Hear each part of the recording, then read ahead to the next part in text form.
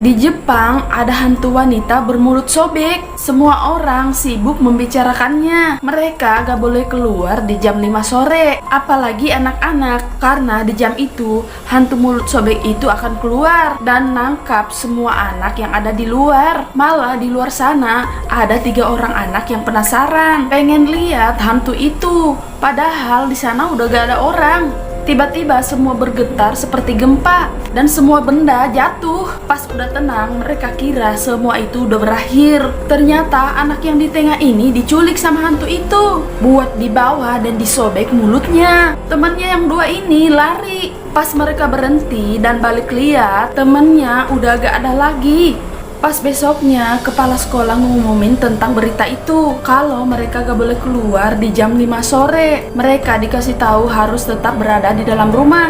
Dan di sana ada anak lain yang ngejek anak perempuan ini, namanya Mika.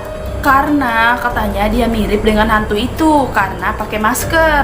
Pas di dalam kelas lagi, si Mika diejek sama 3 anak yang tadi. Disuruh buka maskernya secara paksa. Dan akhirnya mereka diam dan lihat mulutnya si Mika. Untung gurunya cepat datang. Pas jam pulang, semua anak dijemput orang tuanya. Karena Mika gak dijemput orang tuanya, terpaksa gurunya ngantar dia. Tiba-tiba ibunya muncul mau jemput Mika, tapi Mika gak mau. Terpaksa gurunya bujuk ibunya supaya kasih mereka waktu untuk bicara berdua. Mereka saling curhat, tapi karena si Mika gak terima sama perkataan gurunya, dia lari. Gurunya pun kejar Mika dan memohon jangan pergi, tapi dia terus aja lari sampai tiba-tiba dia ditangkap sama hantu itu. Dan di situ gurunya lihat jelas wujud hantu mulut sobek itu. Lanjut part 2. Pas hantu itu udah bawa si Mika, besoknya dia telepon anaknya karena khawatir sama anaknya yang dijaga sama ayahnya. Lalu besoknya dia ajak ketemuan. Pas lagi ngobrol, anaknya lari dan diambil sama hantu mulut sobek. Tapi syukur cuman mimpi. Terus di koran ada pencarian anak hilang. Ibunya Mika juga sangat sedih. Walaupun dia sering kerasin Mika, tapi sebenarnya dia sayang. Nah, ketiga temannya yang sering ngejek Mika datang meminta maaf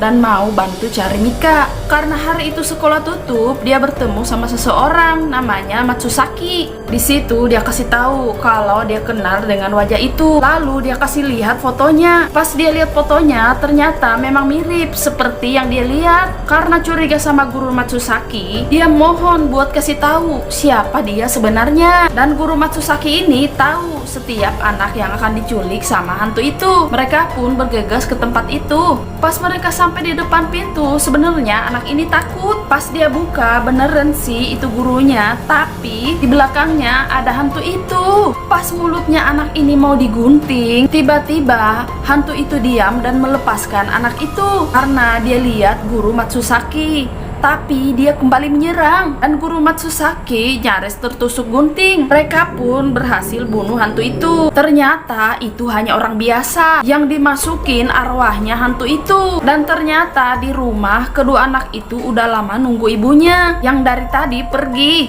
Karena gak sanggup lihat, guru ini nangis karena udah salah nikam ibunya. Tiba-tiba guru Matsusaki ngerasa siapa lagi korban selanjutnya. Ternyata ibu temennya si Mika yang bakal dirasukin dan temennya si Mika yang akan diculik. Guru Matsusaki pun segera tunjukin tempatnya di mana hantu itu sering menyembunyikan anak-anak. Di sana mulut mereka satu persatu disobek. Serem banget. Lanjut part 3. Karena guru Matsusaki tahu siapa sebenarnya hantu itu, sebenarnya itu rumah masa kecilnya bersama ibunya. Dia ceritakan kalau dulunya itu ibunya sering kerasukan dan sering melukai anak-anaknya. Tapi setelah itu ibunya akan menyesal karena ibunya sering kerasukan dan gak mau ngelukain anaknya lagi. Akhirnya dia paksa tuh anaknya buat cepat-cepat bunuh dia. Kalau tidak, dia akan dibunuh duluan. Tapi karena gak tega dan dia gak bisa sama sekali melakukannya, ibunya mulai kerasukan lagi tuh. Pas mau bunuh anaknya, dengan terpaksa dia langsung sayat tuh mulut ibunya pakai pisau itu. Ibunya kasih tahu lagi kalau dia harus ngarahin pisaunya ke lehernya supaya ibunya berhenti menghantui semua orang, tapi dia gak nikam di bagian itu. Saat itu juga dia langsung tutupi ibunya dengan masker dan jaket, lalu dia tutup dalam lemari. Pas mereka buka lemari itu,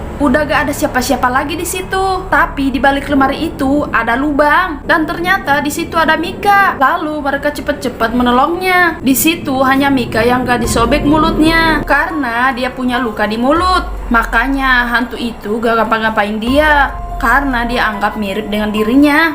Karena Guru Matsusaki udah terluka duluan, tiba-tiba hantu itu muncul lagi di depan mereka dan mau nikam mereka juga. Pas mau nikam, karena ibunya tetap bangkit lagi, terpaksa anaknya sendiri yang nikam ibunya dengan menikam lehernya karena cuman dia yang bisa menghentikan ibunya sendiri. Setelah itu rumahnya runtuh dan cuma mereka berdua yang selamat, gurunya dan si Mika.